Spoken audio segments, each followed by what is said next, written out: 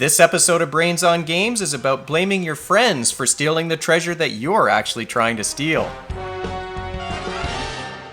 Welcome to Brains on Games. I'm Dr. Brian McDonald, and this episode, like I said, is about a game where you accuse your friends of stealing treasure that you're actually trying to steal. It's a pirate-themed card game that was sent to me from Saberwolf Games over in the UK, and it's a little game called Yoho. You only hang once. This is a card game for kids aged 10 and up. You can play a game in anywhere from 10 to 30 minutes, and you can play with between 2 and 4 players, though I would say it works best with higher numbers. Here are the cards for a game of Yoho.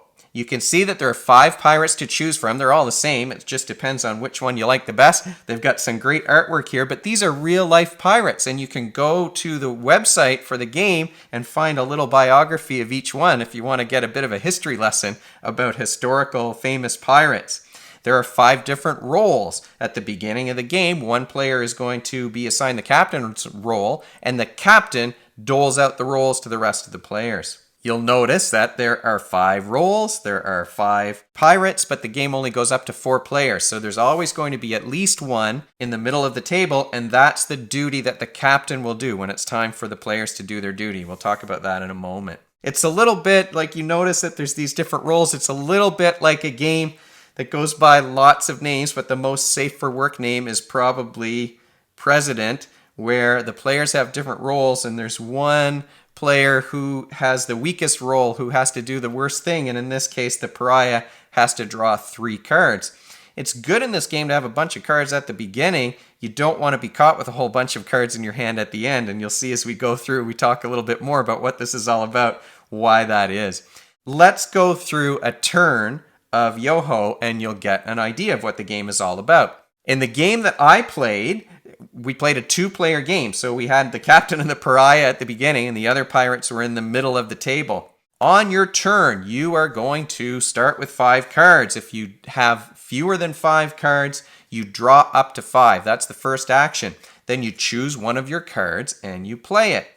Maybe you'll play a storm card, and the storm allows you to swap your hand with another player. So if you have a whole bunch of cards and you want to get rid of them, you can hand those off to another player by playing the storm card. Once you play your card, you do the action here at the bottom, and then you pass the course card to the next player and you continue.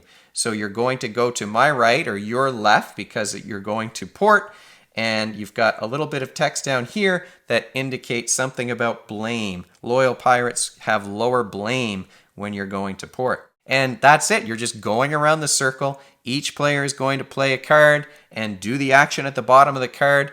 And there are a few special actions that are important to know about. First, there is a change course action. If you play the change course action, you flip over this card and each player has to do their duty. Here you've got the pariah who has to draw 3 cards, and the captain gets to choose one of the other roles' duties, the non-player pirates' duties. You could choose the sea dog, who draws only 1 card instead of 3. You could choose the bosun, who gives a card from their hand to another player, or you could choose the quartermaster, who gets to take all of the buried cards from another player into their hand.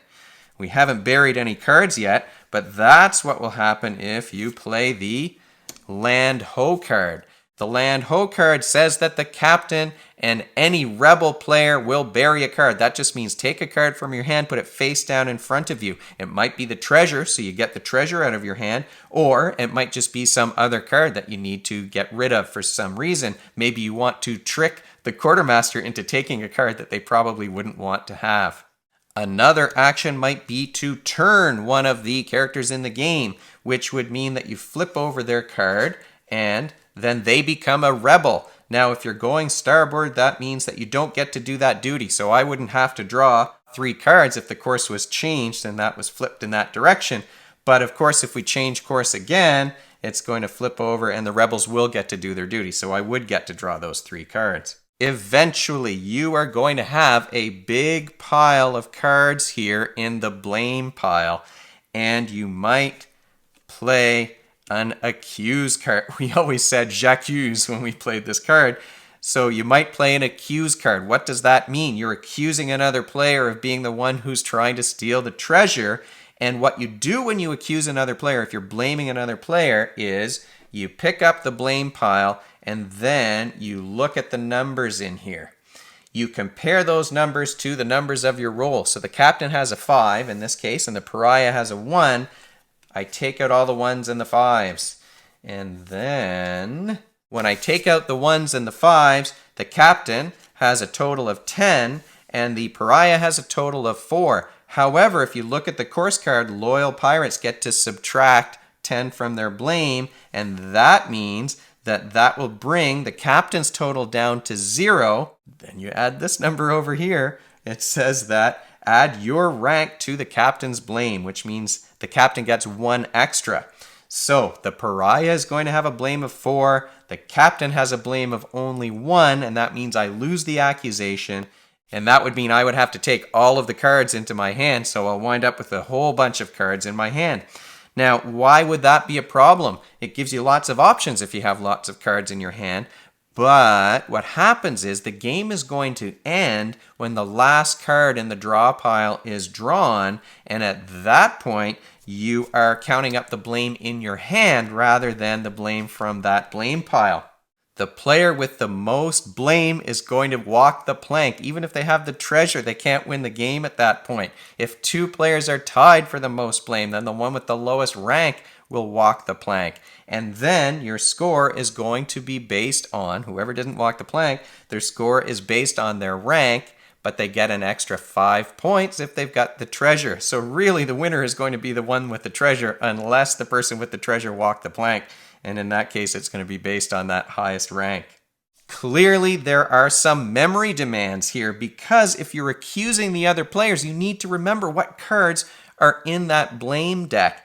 That's a visual memory test. If you're remembering those numbers, those cards that have been played already, it's especially complicated because a card like the Land Ho card, there's a Land Ho card with a 1 on the top and there's one with a 5, and that's the one I played here is the one with the 5. So there are some cards that have the same picture but different numbers. Visual memory is about remembering the image of those cards that you've seen, but there's also a working memory component. You're doing the mental math because you have to add up all those numbers, subtract 10 if there are loyal or rebel pirates, and add the pirate's rank. So there's some mental math that's going on, but you don't really feel like you're doing math. You feel like those calculations are just about winning the game, and that's where the value comes in. You've got this great theme of pirates trying to steal the treasure, but you've got kids who are exercising, or adults even, because you can, we had laughs playing this. My son is 17, and we had lots of laughs when we played this game, but you're doing a lot of math and a lot of remembering. I really like that this is a memory game that's very different from the typical memory games. You know, the ones like I talked a long time ago about the Wise Whale, where it's a grid of face-down cards that you're flipping over and you're trying to make matches and remember where they are. Well, here you're remembering these numbers on the cards in the stack and you're not allowed to peek at it until you accuse someone. So you're really doing the memory exercise, but it's all in the service of trying to betray or accuse another player and get them to take those cards into their hand. This is a great way to trick people into practicing those memory skills. Working memory, a really important ability. That whiteboard in your mind where you keep information, where you juggle numbers so you can do mental math calculations. And of course, the visual memory of remembering those cards that have been played previously. And that's Yoho. Thanks so much to Saberwolf Games for sending me this game. And if you have any questions or suggestions for me, you can find me at brian@brainsongames.ca. Brainsongames.ca is the website. That's where you'll find previous episodes, and future episodes will go up there too. Brains on Games is the Twitter handle and the Facebook page and the Instagram feed. And if you enjoyed this video and you'd like to be notified of future ones, you can head on over to YouTube and click that subscribe button. Thanks for joining me, and hopefully I'll see you next time.